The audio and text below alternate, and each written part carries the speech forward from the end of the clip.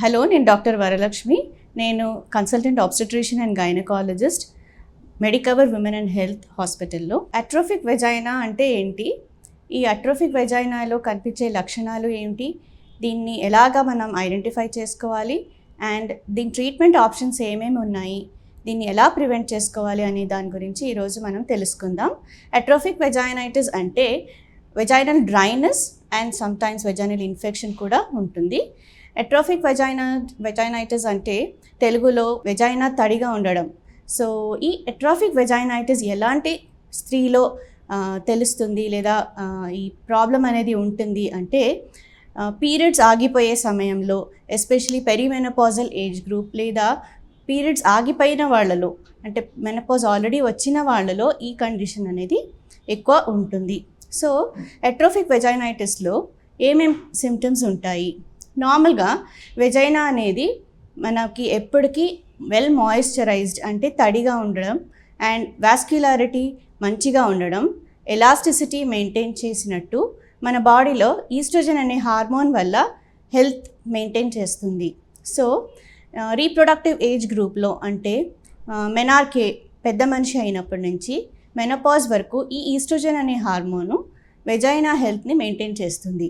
ఇది కాకుండా వెజైనాలో pH balance maintain చేస్తుంది. అంటే pH యాసిడిక్ ఉండడం వల్ల హార్మ్ఫుల్ బ్యాక్టీరియా అనేవి వెజైనాలోకి రాకుండా, ఈస్ట్ ఇన్ఫెక్షన్స్ రాకుండా వెజైనా హెల్త్ని నేచర్ మెయింటైన్ చేస్తుంది. ఈస్ట్రోజన్ లెవెల్స్ పెరిమెనోపాజల్ ఏజ్ గ్రూప్లో లేదా మెనోపాజ్ అంటే ముట్టు ఆగిపోయిన స్త్రీలలో ఈస్ట్రోజన్ లెవెల్స్ బాగా తగ్గిపోయి, ఈస్ట్రోజన్ లేకపోవడం వల్ల వెజైనా థిన్గా అవ్వడం, వెజైనాలో ఈ డ్రైనెస్ అనేది ఏర్పడడం, అండ్ ఈ హెల్దీ బ్యాక్టీరియా అనేవి తగ్గిపోయి హార్మ్ఫుల్ బ్యాక్టీరియా ఎక్కువ అయిన వల్ల ఇన్ఫెక్షన్ వచ్చి డిశ్చార్జ్, ఫౌల్ స్మెల్లింగ్ డిశ్చార్జ్ రావడం, ఇవన్నీ అవుతాయి.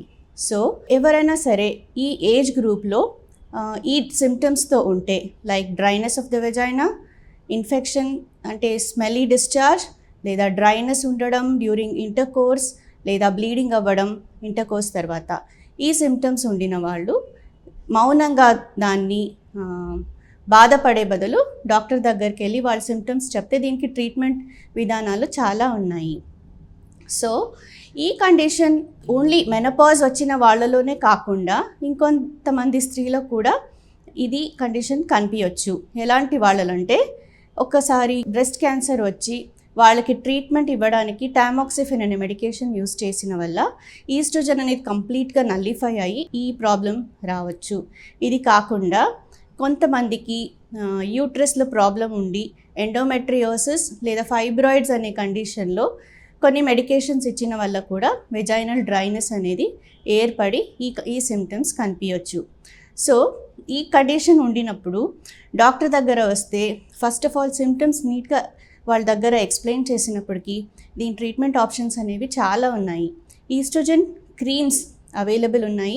దీన్ని అప్లికేటర్ ద్వారా కరెక్ట్ అమౌంట్లో ఎవ్రీడే అప్లై చేసుకోవాలి.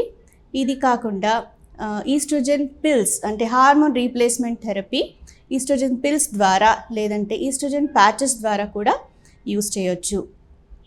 ఇది కాకుండా డ్రైనెస్ అవాయిడ్ చేయడానికి vaginal lubricants, hyaluronic based gels ఇవన్నీ ఇస్తాము. ఇది ఒక్కటే కాకుండా మన డైలీ హ్యాబిట్స్లో హెల్దీ లైఫ్ స్టైల్ అలవాటు చేసుకోవాలి. Like fresh green leafy vegetables తీసుకోవాలి. Food substances rich in oestrogen content, అంటే సోయా ప్రోడక్ట్స్, సోయాబీన్స్, టోఫు ఇలాంటి ఫుడ్ ఐటమ్స్ని తీసుకోవాలి. ఇది కాకుండా మనం యూస్ చేసే క్లోత్స్ కూడా బ్రీదబుల్ ఫ్యాబ్రిక్ ఉండాలి. కాటన్ ఫ్యాబ్రిక్తో మనం యూస్ చేసే అండర్ గార్మెంట్స్ కానీ ఇవి కంఫర్టబుల్గా ఉండేటట్టు చూడాలి. వెజైనల్ హైజీన్ని మెయింటైన్ చేయాలి.